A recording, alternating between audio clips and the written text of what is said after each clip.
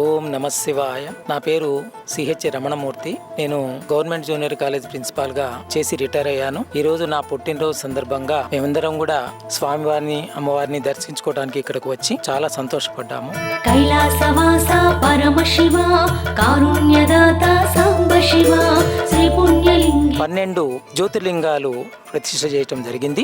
దుఃఖ వినాశన మహాదేవ ఆనంద రూప శివదేవ.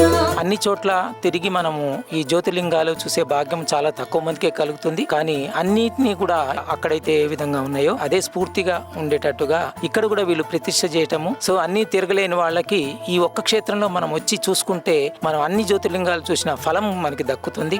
మహాలింగ రూప భక్త ప్రియ శరణ విన్నపం నీదే దయా శ్రీ పుణ్యలింగి. అభిషేకం కూడా చేయటం జరిగింది. ఓం నమ శివాయ.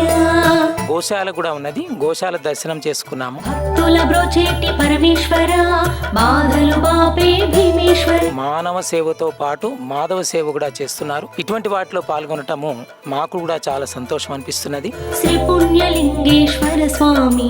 ఇటువంటి క్షేత్రము చాలా అరుదుగా, ముఖ్యంగా నాకు తెలిసినంత వరకు ఈ చుట్టుపక్కల ప్రాంతాల్లో అరుదుగా బహుశా ఇక్కడే ఉన్నది అని అనిపిస్తున్నది. ఇటువంటి క్షేత్రాన్ని మేము పదే పదే దర్శించుకోవాలని కోరుకుంటున్నాము. మా వంతు మేము సేవా కార్యక్రమంలో పాల్గొంటున్నాము.